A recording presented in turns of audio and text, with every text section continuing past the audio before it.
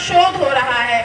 इन शोधों में पाया गया कुछ व्यक्तियों को गायत्री मंत्र निरंतर कराया गया और कुछ व्यक्तियों की टीम को गायत्री मंत्र नहीं कराया गया। तो सालों से ये शोध चल रहा है और उस शोध का परिणाम ये हुआ है कि जो लोग गायत्री मंत्र का जाप निरंतर कर रहे थे उनके अंदर संवेदना, करुणा, सोचने समझने की शक्ति, उनके हृदय की गति, ये सब बिल्कुल नियमित रूप से कार्य करने लगे। जिनको हार्ट की प्रॉब्लम थी, जिनको हृदय घात जैसी समस्या थी, उनके हृदय ने बिल्कुल सही तरीके से काम करना शुरू कर दिया, क्योंकि 1,10,000 साउंड वेव उत्पन्न होती है जब आप गायत्री मंत्र का उच्चारण करते हैं। और ये साउंड वेव्स जिनको हम कहते हैं, जिनको तरंगे हम कहते हैं, ये तरंगे हमारे मस्तिष्क के ऊपरी भाग से लेकर के हमारे पैर के अंगूठे के नाखून तक ये तरंगे संचारित होती हैं।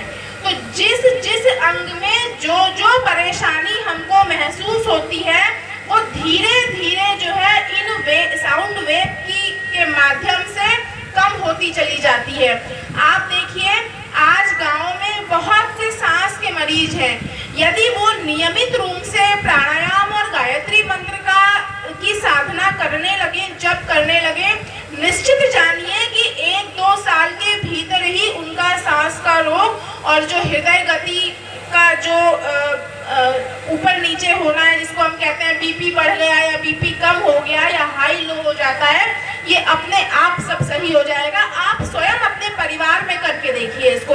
मेरी कही हुई बातों पर मत विश्वास कीजिए, पर स्वयं करके देखिए। ये गायत्री मंत्र की महिमा है, लेकिन तब तक आपको इसका आभास नहीं होगा जब तक आप स्वयं इसको नहीं करेंगे। मेरे कह देने से या किसी और के या हमारे बाबूजी के कह देने से ये नहीं होगा। जब तक आप स्वयं अनुभव नहीं करेंगे तब तक आप इसको नहीं जान पाएंगे कि इसकी महिमा क्या है।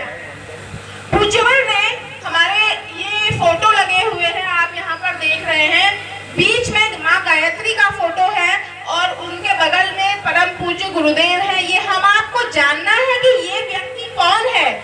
ये इतना सद्पुरुष, इतना महान, इतना ऋषि परंपरा का अग्रदूत है जिसने गढ़ी हुई गर्त में गिरी हुई गायत्री को, जो कहीं गर्त में समा गई थी या समय के अंतराल ने गायत्री को कहीं लुप्त कर दिया था, उस गायत्री को पुनः उसका विस्तारण करके, उसका निशोधन करके फिर से हम आपके बीच में उसको उपस्थित किया। उसी गायत्री को, जिस गायत्री को महिलाओं के लिए वर्जित कर दिया गया।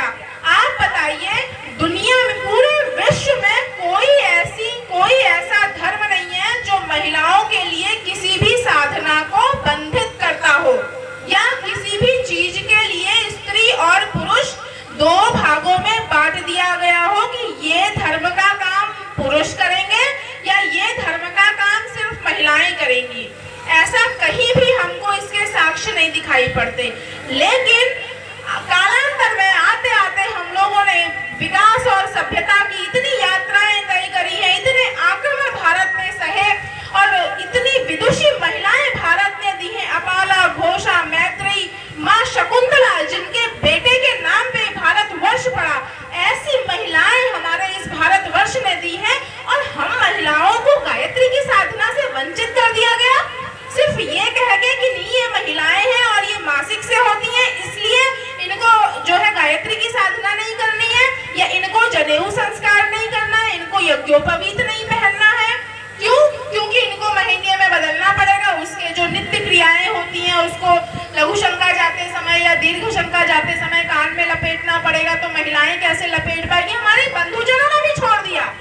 हम धीरे धीरे अपनी परंपराओं को छोड़ते जा रहे हैं। यहाँ पर बैठी हुई कितनी माताएं बहनें हैं जो आज भी दलैया बीन पाती हैं। ये जो हमारी नई पौध तैयार हो रही है, ये बच्चियां बैठी हैं, इनको हमने सिखाना छोड़ दिया, हमने इनको बेने बनाने छोड़ दिए, हमने इनको दलैया बनाना छोड़ दिया। ये आगे क्या परंपराएं लेकर के जाएंगी? ये परंपराएं यही खत्म हो जाएंगी। ये गायत्री की साधना हमसे छुड़वा दी गई, यज्ञोपवीत हमसे छुड़वा दिया गया। लेकिन ये युग ऋषि बैठा हुआ है हमारे सामने, ये हमारा सद्गुरु है जिसने हमको 16 संस्कार की अनुमति दी। महिलाओं के लिए सारे संस्कार वर्जित कर दिए गए। महिलाओं से कहा गया कि नहीं नहीं, आप तो कोई संस्कार की भागी नहीं है और आप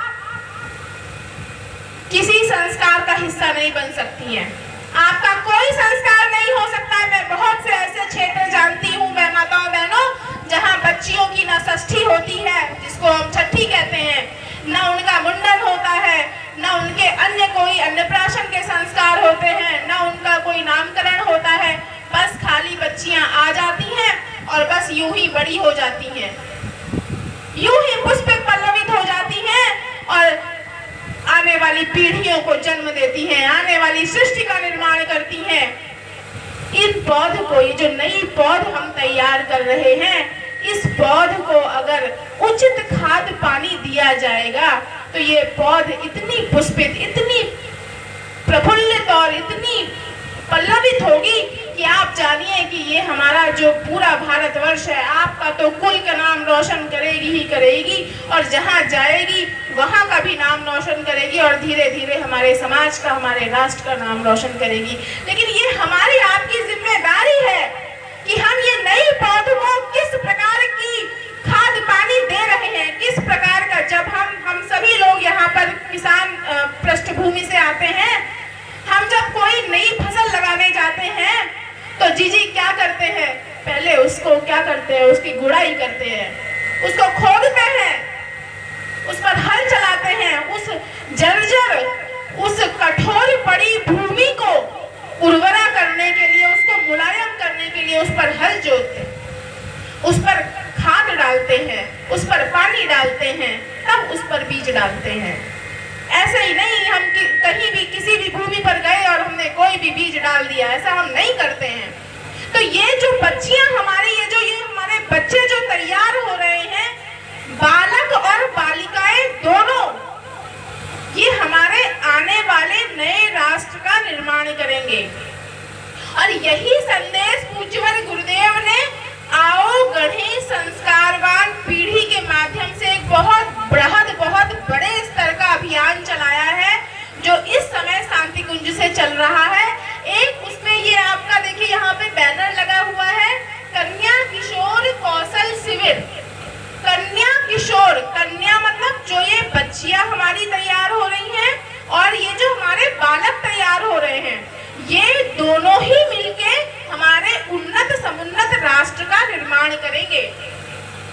तो जब तक हम इनको भली प्रकार से संस्कार नहीं देंगे, तब तक हम अपने घर परिवार के उन्नत होने का सपना नहीं देख सकते, बेमानी है।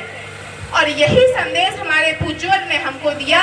और उनके साथ में एक फोटो, उनकी अर्धांगिनी माता भगवती देवी, आपने गुरुवर का ऐसे समय में साथ दिया जब गुरुवर के साथ कोई नहीं था। शांति कुंज जैसा इतना बृहद गृहस्थ आश्रम का निर्माण करना उस समय की बात है जब हमारे और आपके पास बहुत सारे संसाधन नहीं थे। आज तो हम जरा सी किसी चीज की कामना करते हैं और तुरंत हमारे पास जो है वो वस्तु उपलब्ध हो जाती है। लेकिन तब जब गायत्री शक्तिपीठ का जब गुरुदेव ने इस बात का विचार किया कि नहीं, कोई जन जागरण अभियान चलाना चाहिए गायत्री के माध्यम से, गायत्री परिवार के माध्यम से, उस वक्त उस समय माता जी ने उनका कदम से कदम चलकर साथ दिया, अपने गहने बेच दिए। हम आप आज माताएं बहनें बैठी हुई हैं, घर परिवार में कोई संकट आता है तो पहले पीछे हो जाती कि नहीं नहीं, हम अपने कंगन नहीं देंगे, जहां से लाना है वहां से लाओ, हम नहीं लाएंगे, हम नहीं देंगे।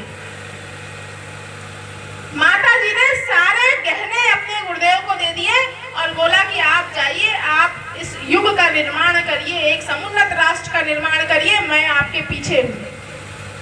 मेरी जरूरत आपको जब पड़ेगी मैं आपके साथ चलती हुई दिखाई पड़ूंगी। और माता जी ने ऐसा ही किया। तो ये बहुत बड़ी प्रेरणा है हमारे सामने कि हम माताजी के जीवन चरित्र से सीखें कि उन्होंने किस प्रकार गुरुदेव का साथ दिया। गुरुदेव का साथ देने का मतलब है अपने परिवार का साथ दिया।